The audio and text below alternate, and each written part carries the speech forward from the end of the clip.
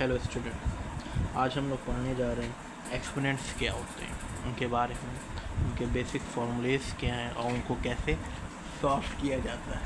ठीक है, सबसे पहले एक्सपोनेंट क्या होता है आइए देखते हैं। When A number is multiplied by itself several times, it can be written in short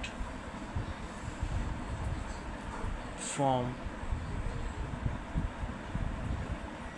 called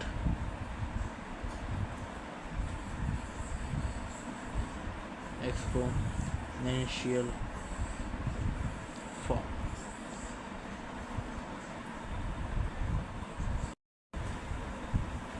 इसका मतलब क्या है? जैसे हमने यहाँ पे लिखा 5 मल्टीप्लाई 5 मल्टीप्लाई 5, इसे हम क्या कहेंगे? प्रोडक्ट फॉर्म कहेंगे। ठीक है, इसे हम क्या कहेंगे? Product form. ओके, जब हम इसको यहाँ पे लिखेंगे 5 की पावर 3, तो ये क्या कहलाएगा? ये कहलाएगा एक्सपोनेंशियल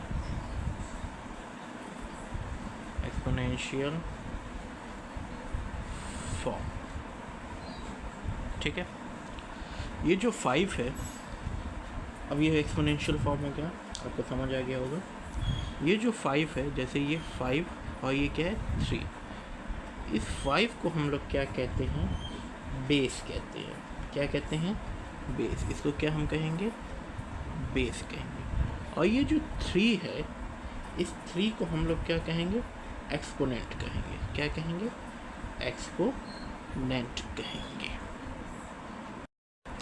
कई बार क्वेश्चन आ जाता है कि बताइए, जैसे एक नंबर में इस सब टाइप के क्वेश्चंस कभी कभी पूछ लिए जाते हैं, MCQs टाइप, कि बताइए इसका बेस क्या है या एक्सपोनेंट क्या है। जैसे यहाँ पे दे दिया 4 की पावर 5, यहाँ पूछ लिया कि बताइए बेस क्या है और एक्सपोनेंट क्या है, तो हम क्या कहेंगे? बेस हमारा क्या है? 4 है, और एक्सपोनेंट क्या है? एक्सपोनेंट आपका 5 है, जिसको हम सिंपल लैंग्वेज में पावर भी कहते हैं और इंडेक्स भी इसको कहा जाता है। जो क्वेश्चन आ गया, जैसे कोई दूसरा क्वेश्चन आ गया -2/4 और पावर 4, तो क्या होगा? तो इसमें हम ये कहेंगे जो बेस है वो हमारा -2/4 है, और एक्सपोनेंट जो है वो क्या है? आपका 4 है। ठीक है, अब इसके बाद हम कुछ बेसिक जो फॉर्मूले हैं इसके, वो देखेंगे कि वो कैसे लगाया जाता है और कैसे सॉल्व किया जाता है।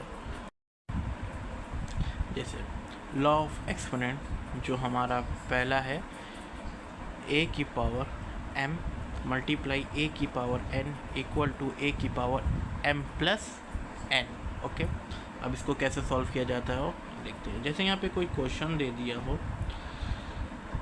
2 की पावर 5 मल्टीप्लाई 2 की पावर 6, इसको हमें सॉल्व करना है।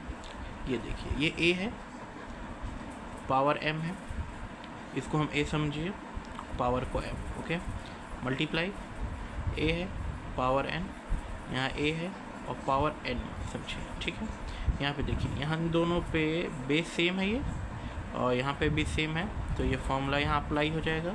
यहाँ पे हम 2 लिखेंगे, यहाँ फॉर्मूले में a है, यहाँ हमने 2 लिखा, फिर क्या किया? पावर को प्लस कर दिया, बस पावर को प्लस कर दीजिए। यहाँ पे 2 लिखा, 5 + 6 11, आपका आंसर आ गया। और सिंप्लीफाई करने के लिए अगर क्वेश्चन में पूछ रहा है तो आप पूरा सॉल्व कर देंगे, 2 को 11 टाइम्स मल्टीप्लाई। दूसरा कौन सा है? दूसरा लॉ ऑफ एक्सपोनेंट है, मतलब ए की पावर m, पहले हम मल्टीप्लाई का केस हमने देख लिया था, इसमें डिवाइड है, ए की power m divide by A की power n equal to A m minus n। Question ले लेते हैं, 5 की पावर 3 डिवाइड बाई 5 की पावर 2। ओके, बेस सेम है, डिवाइड में है तो आराम से हो जाएगा। यहाँ हम लिखेंगे 5, क्या होता है, हम ऊपर वाली पावर से नीचे वाली पावर को माइनस कर देते हैं, 3 माइनस 2, आंसर आया 5 की पावर 2। ओके, फिर एक रूल होता है, जैसे यहाँ पे लिख रखा है ए की power m bracket n equal to A की power m multiply by n। मतलब जैसे यहाँ 5 की पावर 2 है, ब्रैकेट लगा है और ब्रैकेट के ऊपर फिर एक पावर है, कुछ भी जैसे 3 ले लिया जाए तो हम 5 लिखेंगे, और ये जो पावर के ऊपर पावर है ब्रैकेट के ऊपर, इनको हम मल्टीप्लाई कर देंगे, 3 टू द 6। फिर नेक्स्ट लॉ है ए की पावर n मल्टीप्लाई बी की power n equal to A B n। ये कैसे, यहाँ पे देखिए बेस अलग है, जैसे यहाँ पे 2 मल्टीप्लाई 3, लेकिन पावर क्या है, सेम है, तो हम क्या करेंगे, 2 मल्टीप्लाई बाई 3 ब्रैकेट के ऊपर 2, आप 6/2 भी लिख सकते हैं।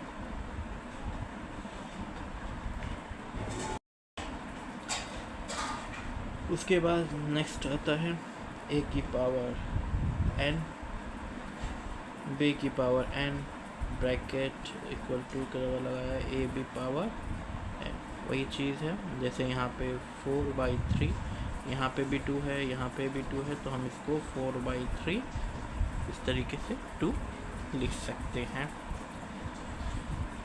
और नेक्स्ट रूल लास्ट, मान लीजिए किसी भी चीज़ के ऊपर अगर पावर 0 है, कुछ भी हो, अगर पावर 0 है तो उसका आंसर हमेशा क्या आता है, 1 आता है। Okay, thank you. फिर से दूसरे लाइक एंड शेयर करें ऐसे ही वीडियोस पाने के लिए।